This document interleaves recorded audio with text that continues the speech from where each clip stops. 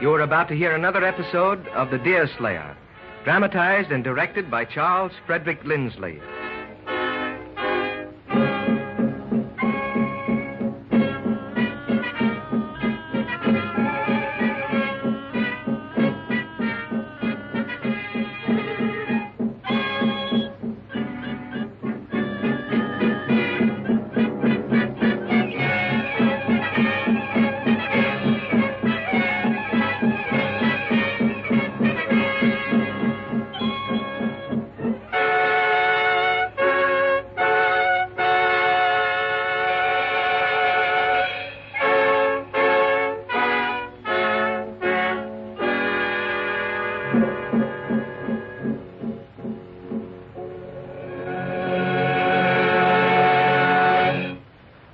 Deerslayer has negotiated for the ransom of the two white men held prisoners by the Iroquois.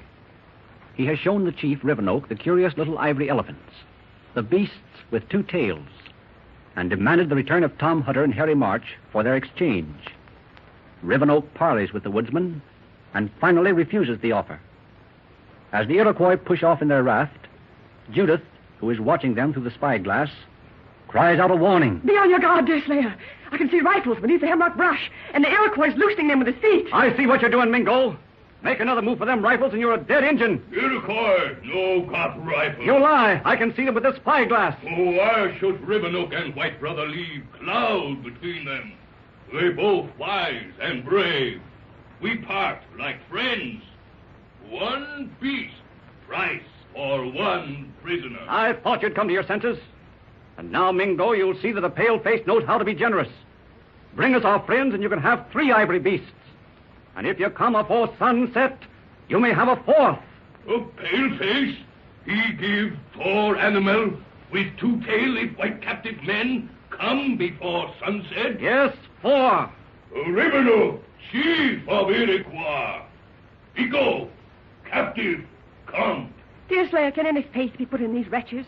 Won't they keep the toy elephant they have and send us instead some bloody proof of their cunning? No doubt, Judith.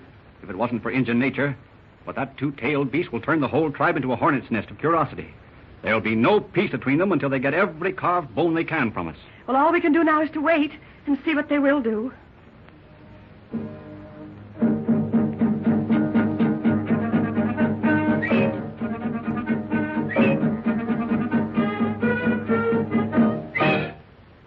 I wonder why they've been so long in coming. It's almost dark now.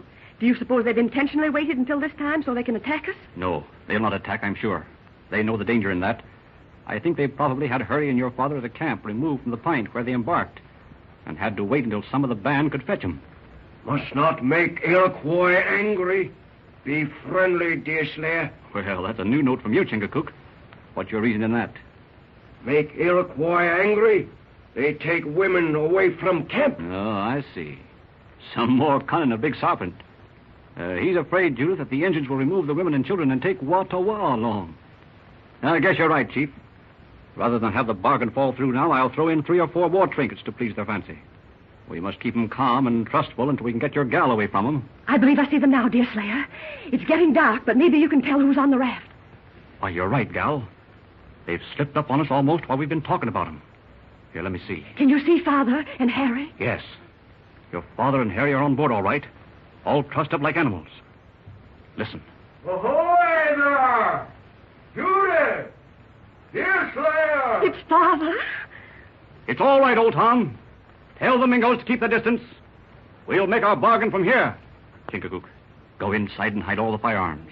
I know Hurry Harry, and he'll break faith with the enemy as soon as he lands, if he can lay hand to a rifle. Are you armed, Iroquois? Oh, pale-face brother, no. Rivenoak put faith in him. And no got gun on raft. All right. Draw up and put your prisoners on this platform. But we have you covered in one false move, and you'll never see your tribe again. Judith here will hand you the little beast when you help old Tom and his friend up on the castle. Here, Judith.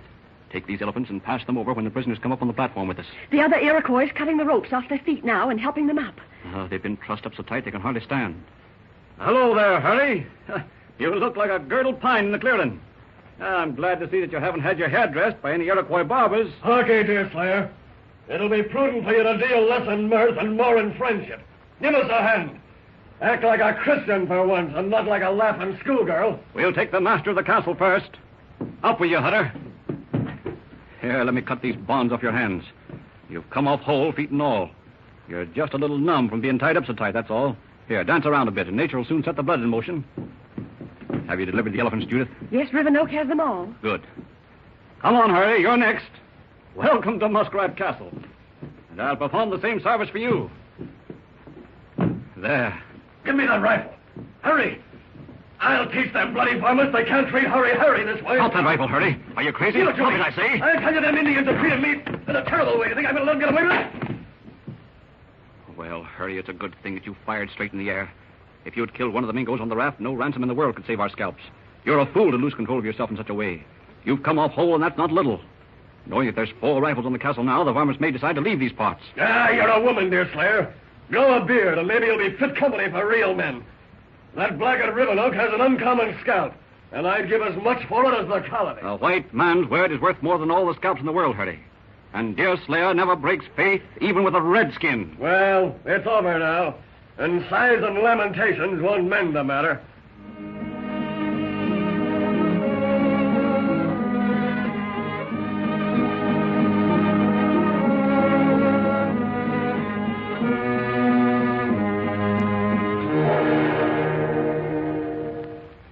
Judith, darling, did you mourn for me much when I was in the hands of the enemy? Our tears have raised the lake, Harry March, as you might have seen by the shore. We grieved for father, of course, but for you, we fairly rained tears. Yeah. It's a wonderment to me how you got us off, Deerslayer. Let us into the secret. Was it by lying or by coaxing? By neither, Harry, but by buying. We paid a ransom for you. But be on your guard again, lest our stock of goods shouldn't hold out. I wonder if it's peace or war betwixt us and the savages.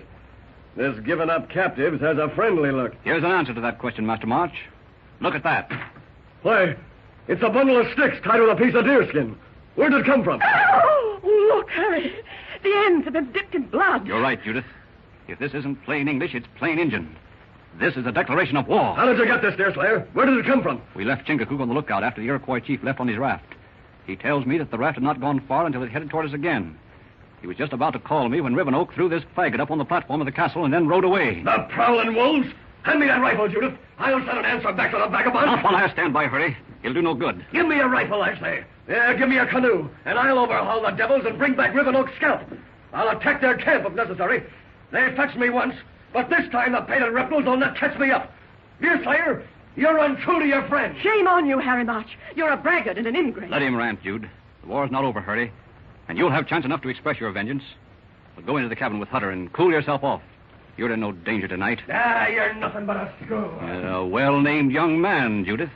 Harry certainly expresses his nature. And that quick temper of his will get him into plenty of trouble before he dies. Oh, Deerslayer, this is a terrible life for women. Would to heaven I could see an end to it. The life is well enough, Judith. What would you wish to see in its place? I should be 1,000 times happier to live nearer civilized beings, where sleep at night would be sweet and tranquil. A dwelling near the fort would be better than this dreary place. Nay, Judith, I can't agree in the truth of all that. If forts are good to keep off enemies, they sometimes hold enemies of their own. But women are not made for scenes like these, Deerslayer. Scenes of which we shall have no end as long as this war lasts. If you mean women of white color, you're not far from the truth. But it's different for the women of the red men. Nothing would make Hist happier than to know that Chingachgook is prowling around for a scalp. Surely she cannot be a woman and not feel concern when she knows the man she loves is in danger. She doesn't think of the danger, Judith, but of honor. Well, no white girl could feel anything but misery if she believed her betrothed in danger of his life. Nor do I believe that even you could be at peace if you believed your Hist in danger. But I have no Hist, nor am I like to have. For I hold it wrong to mix colors except in services. In that you feel as a white man should.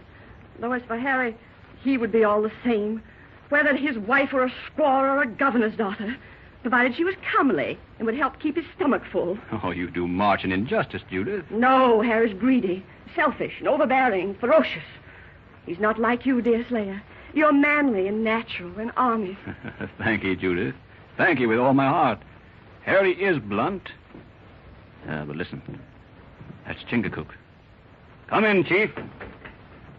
Time to meet Watawa. Yes, you're right, Delaware. I was forgetting. Well, I'm ready. We'll take the largest canoe and start for the rendezvous at once. Deerslayer, how do you propose to rescue the Delaware girl? She's to meet us at the big rock when the big star shows in the north. Well, how can she get away from the Iroquois to meet you as you planned? Don't they hold her captive? Yes, but in the darkness, she may get away long enough to meet us if we're prompt. I don't think it at all likely that she's unobserved. Why? Well, the Iroquois must know that your friend Chingachgook is here with us in the castle. Do you think they'll take their eyes off the girl even for a moment? They probably know about the chief here, all right. But since the gal has sent us word, we must not disappoint her if she tries to keep the appointment. Well, suppose she's not at the rock. What'll you do then? We go Mingo camp. Take war when Mingo sleep. Oh, Deerslayer, do you intend to go into the Mingo camp? If you do not find war at the rock, why, it's taking your life in your hands. Oh, very likely, gal. Oh, I tell you, this is folly. This bundle of sticks dipped in blood, which they sent to the castle, means that they'll give no quarter. What can you do against 40 or 50 cruel Indians? You must leave all that to our cunning, Judith. Now, we'll find a way to take the gal. And we'll be back here at the castle afore daylight. Are you ready, Chief? Canoe ready. We go take war. Maybe 3, 4 Mingo scalp. Then goodbye, Deerslayer, and good luck. You're going into a death trap. My instinct tells me a great evil awaits you. Be careful, Deerslayer. Aye, we'll take no more chances than needed, Judith. And we'll be back again the rising of the sun. Goodbye. Goodbye.